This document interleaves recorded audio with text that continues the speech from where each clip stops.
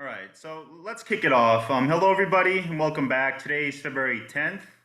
This is MasterAdvisor episode number 46. We're going to be talking about host agencies and some general travel trends today, but I have some housekeeping to run through first. I just want to say thank you first for everyone who attended our last episode live with Shelby Furnett. That was really one of my favorite sessions we've done, and she really had a lot of great insights into moving home based and also using social media. We had some great interactions from the chat too. Just want to remind everyone if anyone wants to rewatch that or anyone didn't catch it, it is hosted on our YouTube page along with all of our previous episodes. We're going to drop the link in the chat now for anyone who hasn't already subscribed. Please do so. All interactions on there help us out a whole lot. I remind everyone every week, but yeah, please subscribe, please like and comment. That sort of helps us continue to grow this community of travel advisors. I also want to announce to any Canadians watching or listening on the call, or anyone who wants an excuse to go to Vancouver in the spring, we just opened registration for our event Travel Marketplace in May. We're going to drop that link in the chat too, if anyone wants to check that out. This conference is going to be our return to Vancouver, a city that the whole team here really loves, and a place our team hasn't been since literally right before COVID hit North America in February 2020. We're very excited to be back there and to see all of our West Coast audience. We have a lot of great stuff planned for the show, so if you're interested and you want to check it out, more information can be found through the link in the chat right now. But yeah, if you're in the area, we would really, really love to have you. And then just following on that, another quick reminder, we're also continuing to register advisors on the opposite coast in North America for the New York Travel and Adventure Show, which got pushed back to March. So if you can make it to Vancouver in May, we'd love to see you in New York in March. We're going to have a lot of stuff planned there. It's going to be 3 days of events, 3 days of talks and consumer shows and travel trade shows. So please check that out too if you're interested. And yeah, we hope to see some familiar faces there as well. All right. So let me go ahead and welcome our guests today. I'm very happy today to welcome Josh Bush of Avenue 2 Travel as our guest. He's the CEO of Avenue 2, and he holds a number of board positions, including serving as a member of the Global Government Affairs Committee for ASTA. He's here to talk about finding a host agency, and I'm going to let Josh introduce himself a little bit, but I just want to run through a quick disclaimer first. We're going to be focusing this discussion on advisors who maybe are new to the industry or others who maybe are in between host agencies. We're going to do our best not to promote any host agency on this call, but I will mention that there are a number of directories advisors can go to, including one from ASTA and another one from the Travel Institute, where you can find names and information for different hosts if that's something you're interested in. If you have questions on specific hosts, this probably is not the best forum for that right now. But if you have any other questions related to what we're talking about, please drop them in the chat as we go along today, and we'll do our best to answer whatever seems appropriate. But I want to say again, welcome to Josh, and thanks so much for giving us your time today. Dan, thank you so very much for having me. It's a pleasure to be here. I feel like longtime viewer, first time caller type of thing, but super stoked to be with you today. Yeah, and I'm very excited to have you. We have a lot to get to today. I want to talk about all of it, and again, hopefully we'll be able to answer some questions from everybody. But yeah, if you want to just take a couple minutes to introduce yourself to people who may not know you on the call. Sure. So again, as Dan mentioned, I'm the CEO of Avenue 2 Travel. It's a family-based business based here in Philadelphia. We are a host agency. We have over 100 advisors across the country. I mean, primarily focused in the Northeast, but we've really kind of carved our niche out in the luxury leisure sphere. We do have some corporate and meetings business as well. But one of the things that we found is that it's about providing the best travel services to the best travel professionals. And one of the ways in which we've been able to do that has been through our affiliation with Virtuoso. So I'm hoping today we're going to talk a little bit about consortias. We're going to talk about what are the benefits that ASTA brings to the table, all those types of things. And so super excited to again share that with you and all the viewers today. Yeah, so I heard you speak at Virtuoso's Travel Week many months ago. At this point, it seems like years ago. But you mentioned trip stacking, and that was sort of what was going on with the environment and how COVID was impacting the environment. And I was hoping you could give us sort of an update, not just on that, but on any other trends that are driving your business and driving the advisors in Avenue 2 right now. COVID is here to stay, and as I said back then, I'll say it again.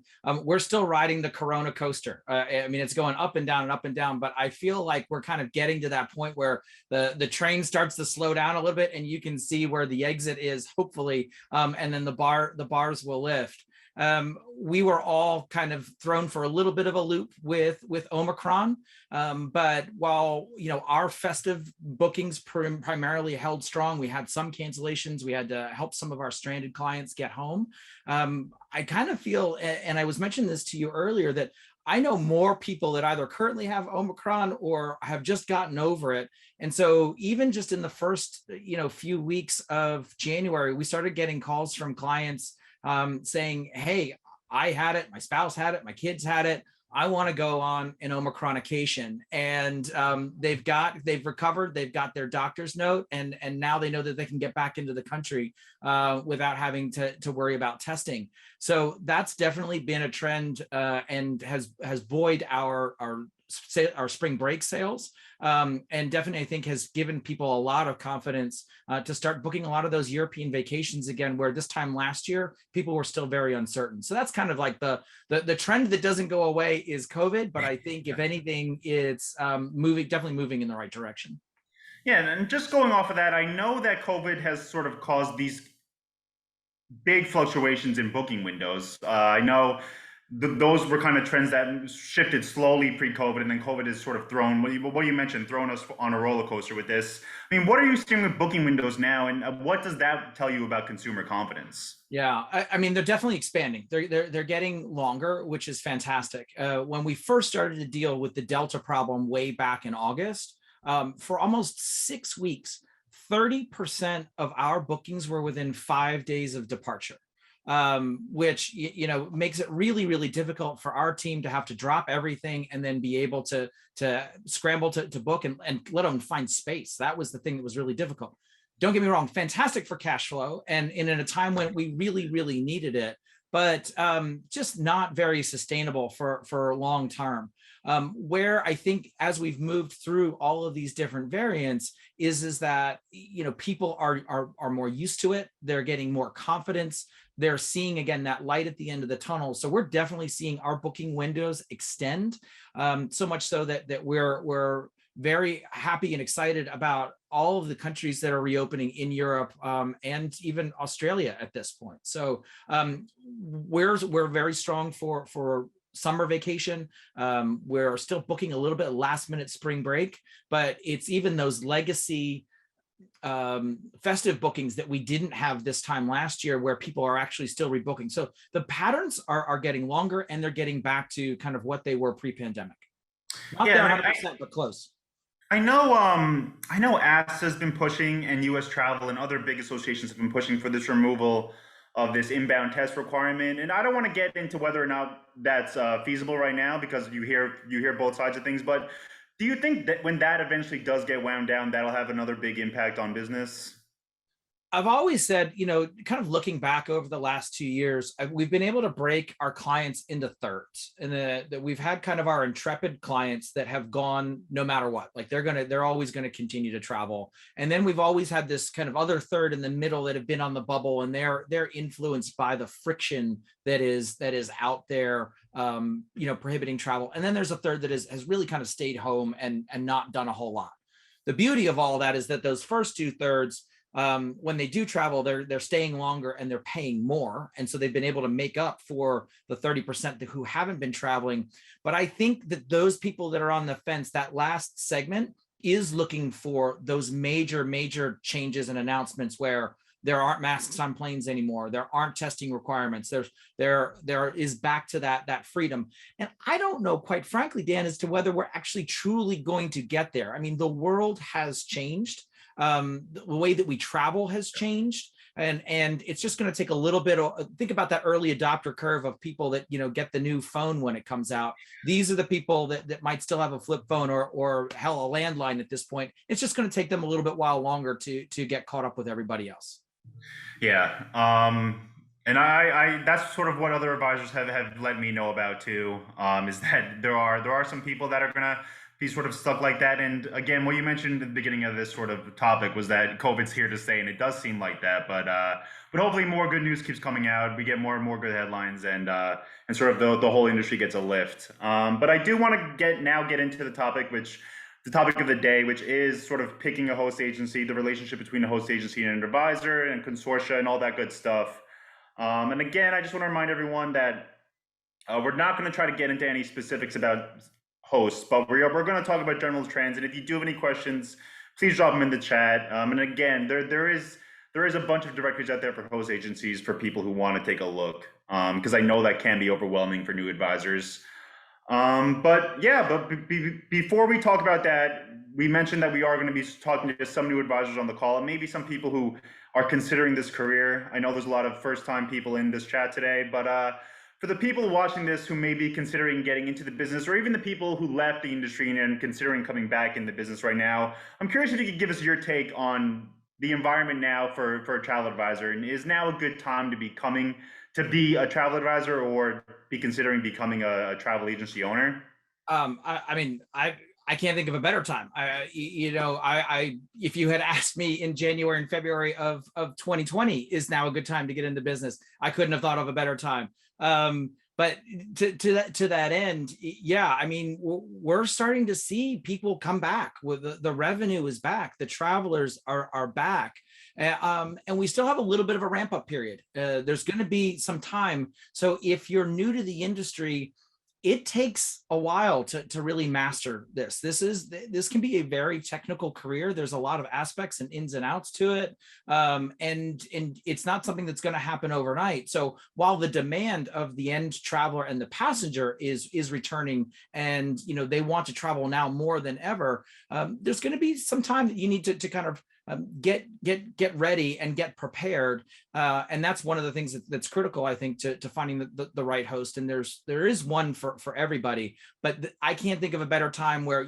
we've gone through the dip, where we've hit rock bottom, and we're definitely on the way up. And so this market is big enough for everybody. So if you're new to this industry, there's plenty of business to be able to go around. Yeah.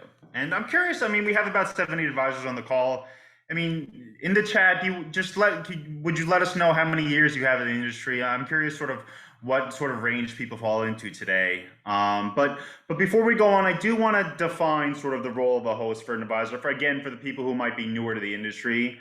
So Josh, what would you say is the role of a host for a travel advisor? I mean, really where the host comes into play is it's an organization or a collaboration of a number of advisors that come together under one company that can help pool volume, relationships, contracts, training, just there to really make things easier that one single individual or a small group of individuals wouldn't be able to accomplish on their own. So it's very much the sum of the parts is greater than its whole. And so whether it's in a specific niche area, or whether it's a type of travel, there are host agencies that run the whole gambit that are out there. Okay, and I see the responses in the chat. We do have sort of a wide range of people. Michelle has 5 years. Tim says his 1 year anniversary will be in March. Thomas said he's been in the industry for 4 days, or he's been a travel advisor for 4 days. 15 years, 18 years, under 1 year, 33 years. Jennifer is over 31 years last week. 5+ years. So it is a wide range, and this is why sort of I love this community, because like you mentioned, Josh, there does seem to be a unique level of collaboration in this industry that maybe you wouldn't find anywhere else. Yeah, 100%. So one thing that we should say is that in 2019, U.S. travel spend was a $1.27 trillion industry, of which brick and mortar agencies, of which host agencies make up, is only 45 billion. So there is this huge pool that is out there, just looking at pre-pandemic travel numbers, that is out there for the taking. And those are people that are booking on them by themselves. It's not necessarily just through Expedia or Orbitz. I mean, these are people that are do-it-yourselfers. And now more than ever, coming out of the pandemic, a true travel professional is somebody that I think people see a value in that they might not have done 2 years ago.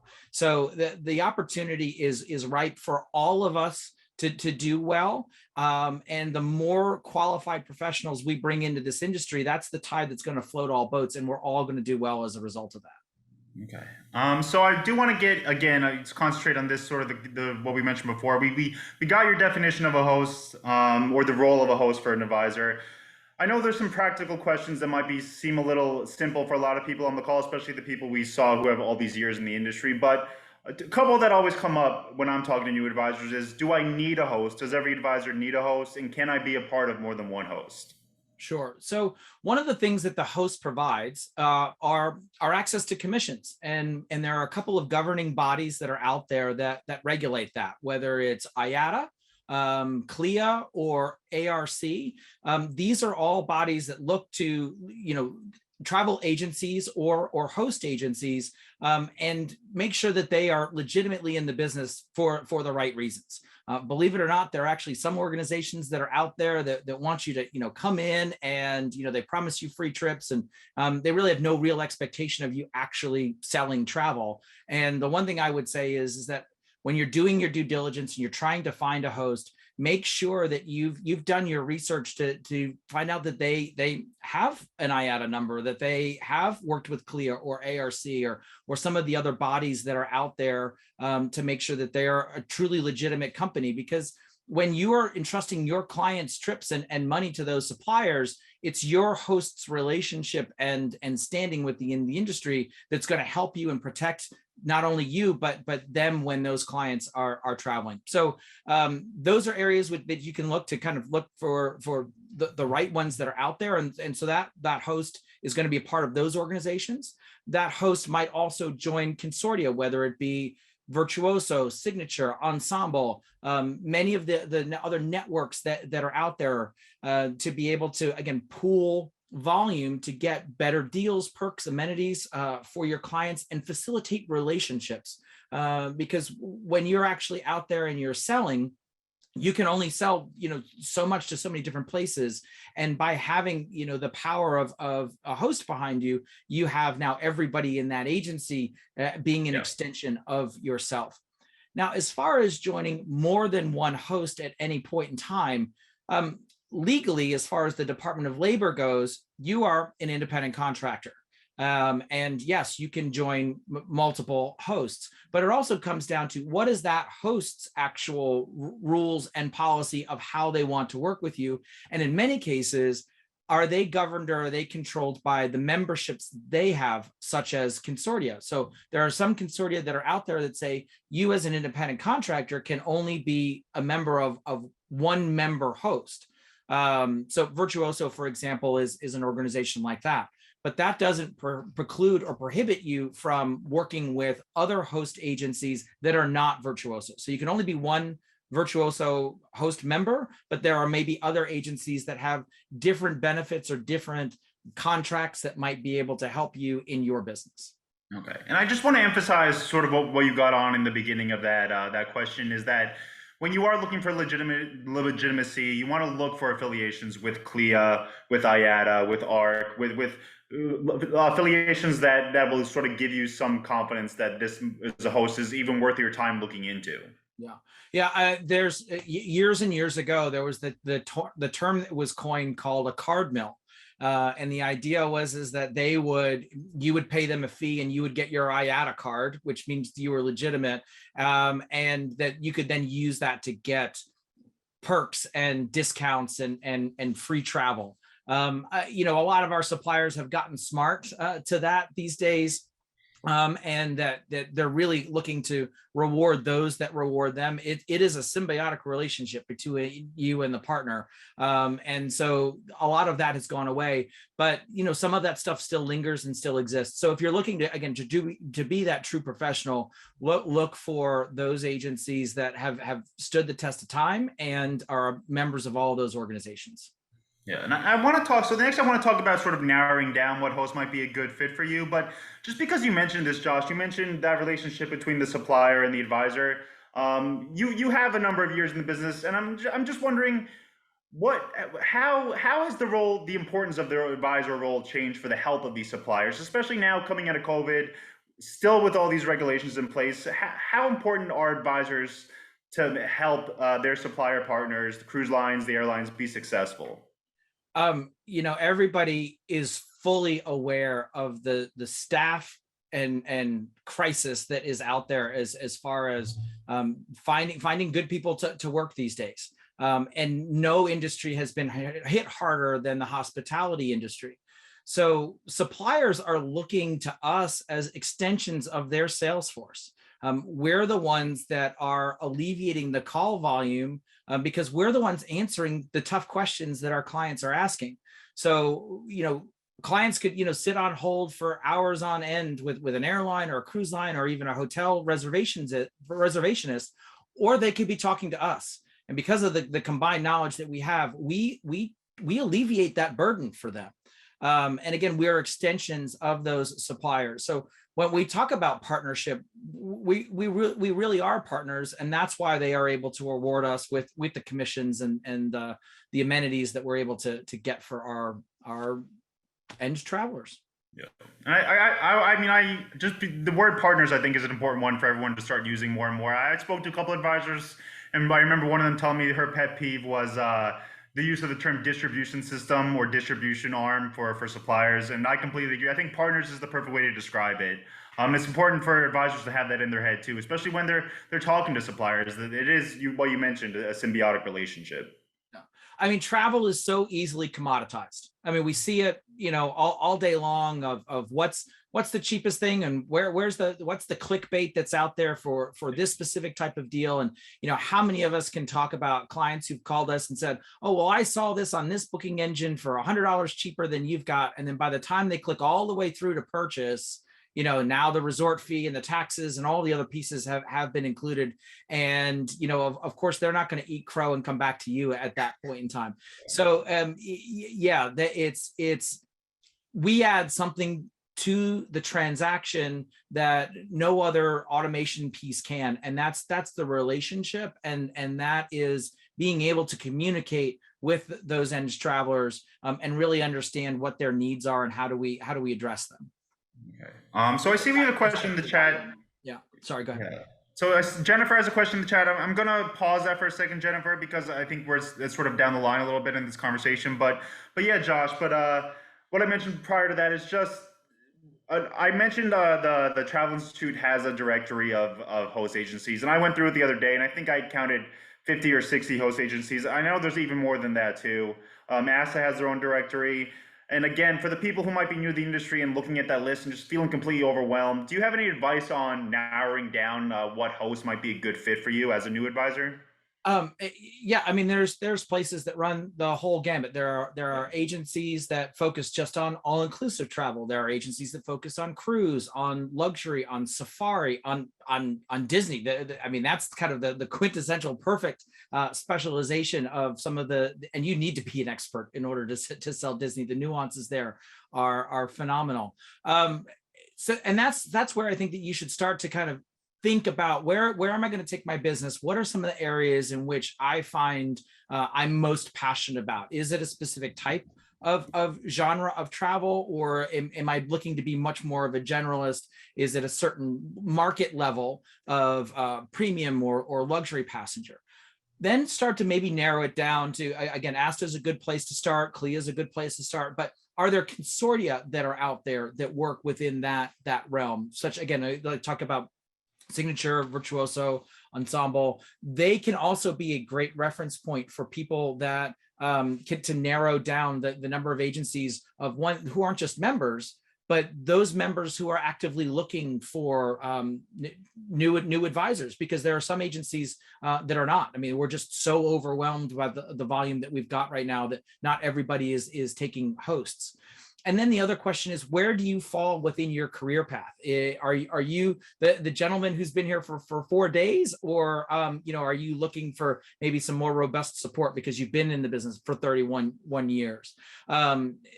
again, there are different hosts that do really well at training people who are brand new to the industry and can give you that training program and bring you along and mentor and develop you. And then there are others that are saying, hey, we're fine-tuned to really help you take your $1 million business to the $2 million level, or the 2 million to the $5 million level, whatever it might be. So you need to kind of get smart about what it is that you're looking for and kind of write your business plan from that perspective. And that will very instantaneously help you narrow it down. There's also hostagencyreviews.com that is out there, where think of it as like the glass door for travel agencies. You have the opportunity to kind of see what are out there. Now, just like any TripAdvisor thing, I would take some of those with a grain of salt of, someone's always got an axe to grind if things just didn't work out the way that they wanted to. But that's just one more place to be able to kind of start to find your tribe, more or less, and to what's the right fit for you. Yeah, and we have a bunch of comments in the chat about what other advisors have used to find their specific host. We have one attendee who says she used a little black book of host agencies and consortia. Another one recommending Path. So there are, like you mentioned, like I've mentioned a few times, there are a lot of avenues to go through this. But just going off what you said, Josh, I want to go back to the question that Jennifer had. Jennifer St. John. She wanted to know, I mean, how you mentioned trainings, and that's what her question was on. How will you touch on how to use your host agency for trainings? What if you're a new advisor? What specific trainings should you be interested in, or interested in a potential host agency having for you? Yeah, that is a critical question. I mean, when you're interviewing hosts, there are some that have really specialized in bringing on new to the industry advisors, and everything from how do you get set up have you set up your LLC? Do you have a E&O insurance? Some of the really basics that you need to do in order just to get your business off of the ground, to others that are focused really on the technical side of things, which is how do you use a destination management company in country in foreign currency that prices everything in net, and you really need to create that crafted FIT in order to make things really, really specific. And if you don't know all the jargon that I'm throwing at you right now, is there a host agency that's got a great, kind of lexicon and dictionary to help you define what all of those things are and all those terms can be? So there are definitely folks that are out there that do both. And then, there are so many out there now that really focus on the business coaching side of things. So once you do get up off and running, how do you scale? How do you grow? How do I bring on coordinators or other people, support staff, in order to help me? What can I do in order to break through those plateaus and ceilings that are out there? So, this industry is so robust with so much knowledge that training, I think, is a critical point. And whether, again, you've been in the business for 4 minutes or 40 years, there is definitely something that's out there to help you take your business to the next level. Okay. So again, thank you again, Jennifer, for that question. If anyone else has questions, we have about 15 minutes or so left, so please drop them in the chat and we'll do our best to answer them. Again, nothing super specific about host names. We don't want to sort of make this about that, but if anyone has a question about that, so I see another one from tomorrow. I'm gonna grab that in a second, but good question. So Josh, going through the process now, if you're considering a host, you maybe narrow down which hosts are best for you. I'm sure all these hosts have opportunities for you to speak with someone prior to enrollment. Are there any questions you would recommend advisors have for these people before sort of taking that next step to dedicate yourself to a host? Anything specific you should know about it, whether it's business practices or anything else you mentioned? Yeah, I mean, the one of the biggest questions is, can I talk to somebody else? Can I talk to some of your independent contractors? Do you have some people that you would recommend that I could interview and hear about their experience with you? That's a critical one, because then you can really kind of see, is what they're selling you, is there's delivery on that. The other question I would ask is, particularly if they've been around for a while, is what's their vision for the future? Where are they going? What do they imagine the next few years is going to look like? what are the things that they've changed business practice wise from 2019? I mean, the landscape is completely different. And how did you handle COVID? What are the things that happened, and what did you learn from that? And how can you as a host help me with the ever changing landscape that is currently the travel industry? Those are just a few things that I would do, but I would encourage anybody to never ever just talk to one host.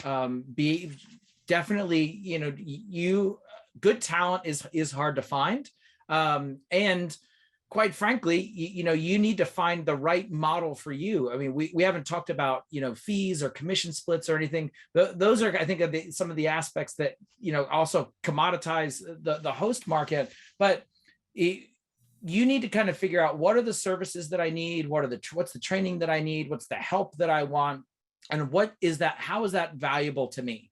Does that give me time back? Does that give me the ability to go and see my kid's soccer match, or to have a better life-work balance that I wouldn't otherwise do? What does success mean to me? And that would be a question that I would ask the agency as well, is what are the thresholds and hurdles that you want me to be hitting, and how flexible are you? How do you recognize success? So there's lots of anything that you would have asked in a normal job interview are the same questions that you need to be asking when you're interviewing hosts, even though it's kind of more of a back and forth conversation. Yeah, and I'm curious, and this might be a difficult question to answer, but because of your years in the industry, Josh, I know you are a part of a host or head of a host, so it might be a weird question to answer. But are there any difficult lessons that you've had to learn in the last however many years as it comes to this conversation with hosts? Like, you mentioned compensation and you mentioned other stuff that might catch travel advisors' eye, but like maybe later in their career they realize that maybe wasn't the most important thing in making these decisions. Was there any difficult lessons that you've had to learn that you could share with everybody? Yeah, well, I mean, very much so. It is a competitive environment, and even before COVID, not all hosts, including our own, can be all things to all people, and advisors will come and go, and we've learned a lot of lessons with people that have maybe come and started with us who are no longer with us, and it's not about how hard you work, Dan. It's about the value that you create. And that is just a mantra that I think that runs through what we do and is really important. And so if the person that is with you isn't valuing what you're doing, then it's not a right fit, and that they need to move on. And so one of the things, particularly during COVID, that we realized is it's about community. And I said, ask the questions that you need to do in order to find your tribe. And that culture and community is really, really important today, because depending on what you need, a lot of people want that supportive environment. They want to be able to have a free flow and exchange of ideas. They want to be able to have, again, other advisors be extensions of themselves, so that when you're going into a destination or selling a destination or a product that you've never sold before, you've got a friend that you can lean on to be able to help you do that. So again, it's not always about fees. It's not always about splits, but it's about what is that organization, that family, that tribe that you're going to be joining, and are they going to be able to support you in the ways that you want to be supported?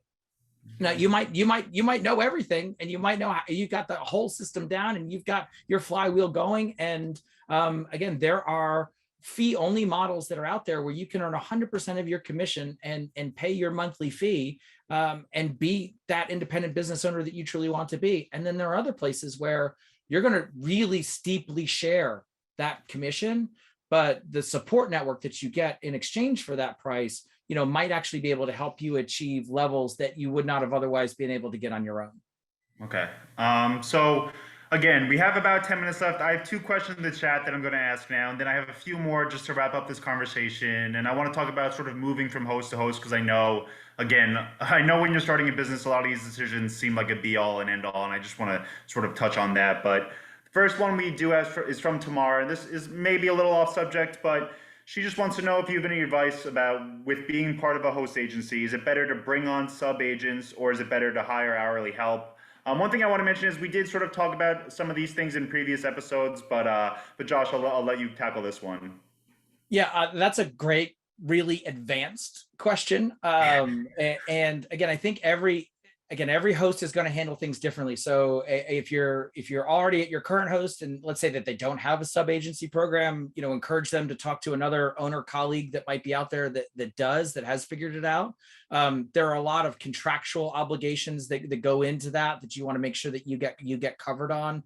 But again, that really kind of comes down to what's right for you and what's right for the host. And again, some people won't even touch it. And then others are saying, hey, we've got some systems and some processes in place to be able to really, make that work.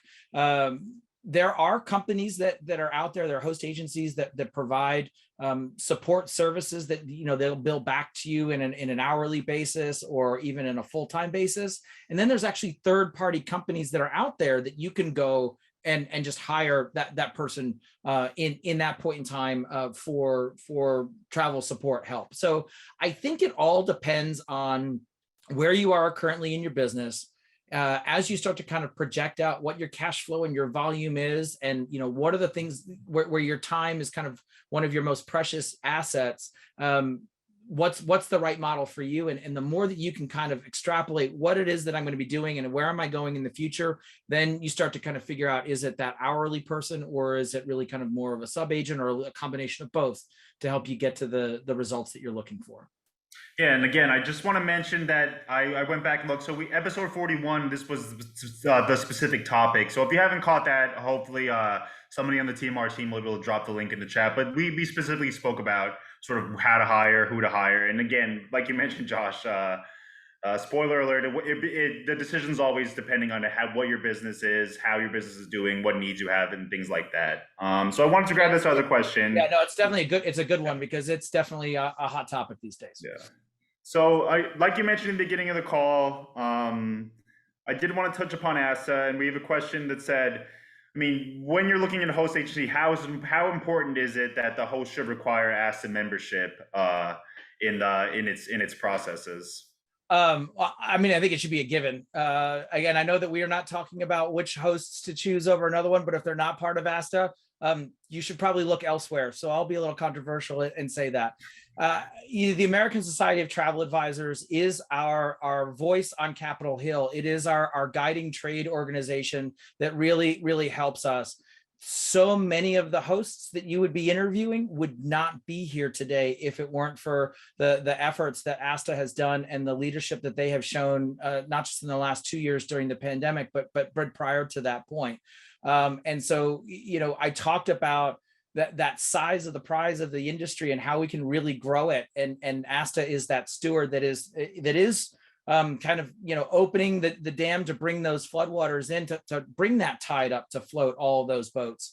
And particularly ask your host agency, not only are they a member of ASTA and are they participating in all of the continuing education and thought leadership that ASTA brings, but are they involved with the political action committee? Are they giving money? Are they giving money to making sure that your voice is heard on the Hill, so that there are things like independent contractor legislation that would negatively affect the way that we currently transact and do business don't affect you the way that what would be hurtful to all of us.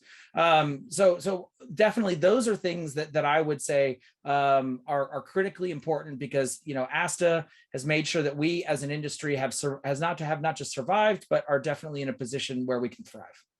Okay. Yeah, and again, I mean, I worked through COVID. I saw sort of the work ASTA did in the industry, and it is an amazing resource, and it is something that if it wasn't there, it would have been we would have all been in a very, very different environment now. I mean, they were absolutely critical in helping sure that our industry got PPP, that we were able to get things like EIDL, and they are continuing to fight on our behalf to look at additional programs that are out there, because we're the hardest hit industry because of the pandemic, because the government came in and said, you can no longer transact business. You've got to shut down. You have to shelter in place. You can't travel anymore. And so, I mean, we're not off by 20%, 30%, not even 50%.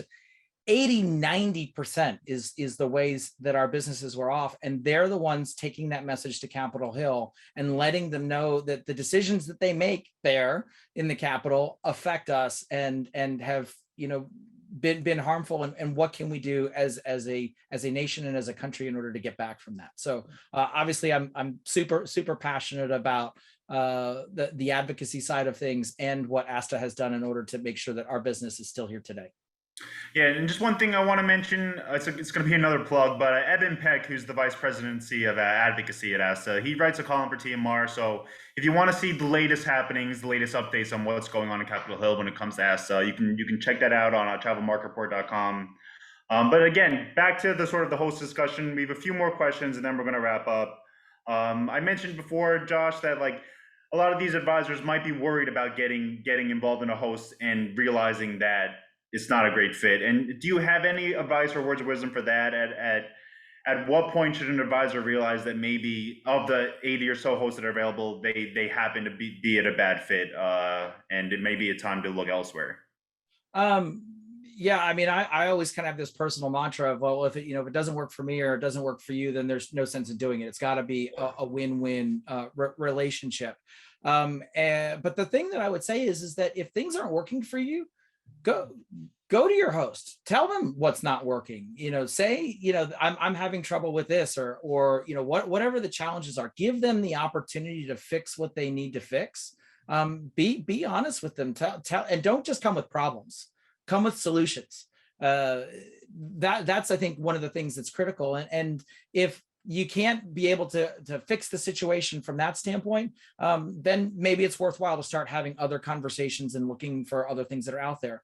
Because quite frankly, this isn't something that you want to do, on a regular basis. You don't want to, it's going to be disruption to your clients. It's, it's a challenge for you. And, obviously the host doesn't want to do that either. So that's where, when we get back to what we were talking about before of asking questions, finding the right, financial fit and the right culture fit are critically important, that are out there so that you can find your forever home. Yeah, I mean, I know there's a certain level of almost like a job interview when you're talking to hosts, when you're a prospective host, but it seems like from what you're saying that it's going both ways. Like they have to figure out if you're a fit, but you've also have to figure out if they're a fit for you too. Yeah, 100%. Just because you want to be a part of their program doesn't necessarily mean that they want you to be a part of what they're offering. And so you're right. It is truly a job interview. And that's because if at least selfishly from our perspective, like if you aren't kind of the right fit, then that kind of negatively influences everybody else. But that isn't to say that there isn't the right host for you. It just might not be what we have to offer. There are plenty of things that are out there that have that right model, and that's part of the fun of the due diligence process of going out there and finding that perfect mate. Yeah, and I also want to talk about, again, like the fear of making a bad decision. Are there any? You mentioned affiliations with ARC, with CLIA. You mentioned the ASTA connection too. Are there any other red flags that maybe you should be looking for, especially these people who are very young in their travel advisor careers and are maybe a little green to the industry? Are there any warning signs that you would point out if you were having this conversation with someone when you were on a train or at an airport or something like that? Yeah, again, I would say, make sure that you're getting a chance to talk to people who already work there. Ask to talk to, if you're completely brand new, who are your top supplier partners? Who are the people that you're selling? Do you mind if I actually chat with one of your reps? And then, hear from them of, oh God, I whenever the phone rings and the caller ID says that agency name, like I hit straight to voicemail. Those are the types of things that I would definitely ask. The other thing is, again, are they part of all of those organizations? But also look at you're going to have an agreement. I would hope that you're going to have a contract. You legally should have a contract with them as an independent contractor. And how long is that contract? If it's Ours is actually quite long. I mean, but read through it. Take the time to look at all of the different paragraphs, and don't be intimidated by it, because much of the language that is out there is really about the Department of Labor and making sure that you're protected. It's not something there to kind of pull the wool over your eyes and have a negative experience. But make sure that you understand that agreement thoroughly. If you can, have an attorney review it. But understand that for the most part, it should be bilateral. It should be something that protects you just as much as it protects that host agency. And so if you're just getting like a one simple paragraph of, I will pay you X amount of split for whatever thing that you book, and there's nothing else, it's a little bit more complicated than that. Okay, so we have a little less than 5 minutes. I don't have too much more to ask you, Josh. If anyone in the chat has any other outstanding questions, please drop them in there. And before we wrap up, I'll pass them along. But the last question I really wanted to ask is, if you go through this process and you discover that these red flags maybe I didn't see before here, maybe it is a good company or it is a good host, but I'm not a right fit. How difficult is the process to pick up and leave a host agency to join a new one? Is that something that's sort of a big process, or insurmountable, or is that something that maybe advisors are able to do a little easier than they think? Sure. So, I mean, that's definitely a case by case question, and it goes back to what we were just talking about, which is that agreement. Okay. So if you've already signed one of those agreements, it might be rather difficult to do so, or it might not be. Some host agencies have, the ability to cancel your agreement with 30 days notice. Some might have one for multiple years. So, definitely look at what that is. I guess just more for all of the hosts that are out there, we've always kind of when people have not been the right fit, we know that they've made up their mind, and we're going to be here to help them move them along as quickly as possible, because you never know, the grass might not necessarily always be greener on the other side. And if we can make that easier for them and do the right thing, and then they realize that maybe they made a mistake and they want to come back, then that can be something that can happen too. So again, I wish I had an easy answer for this question. It can be very, very challenging and very, very difficult, or it can be very, very easy. And it just depends on the players that are involved, the size of the business, and what the contract says when it really boils down to it. All right. So I do want to wrap up. First, I want to thank again you, Josh, for all your time today and your expertise and your answers. I want to thank everyone on the call for joining me every week on these. I just want to emphasize the two things you mentioned, Josh. Like, my big takeaways from our conversation was that, like you mentioned, not all hosts can be all things to all people. And that, again, the collaboration industry is so unique because the pie is so big for all of us. It's not a zero-sum game. But if there's anything else you want to add, I want to sort of give you the floor the last couple minutes of this session. Yeah, Dan, thank you for your time today, and for everybody who's been on the call and for watching. I think that, like you said, the power of the industry is the collective ability of all of us to really start to communicate to end travelers the value that we bring, and how we can really help them accomplish their travel hopes and aspirations, and that as we expand the industry, there's plenty of opportunity there for all of us, and to, again, just make sure that you're doing your due diligence to find that right home, and there's plenty of them out there. Yeah. Well, again, Josh, thanks so much for your time. Thanks everyone for joining us. We'll be back here in 2 weeks to talk about luxury travel, but until then, I hope everyone has a good rest of your week, a good weekend, and hope to see you all very soon. Great. Thanks, Dan. Thank you.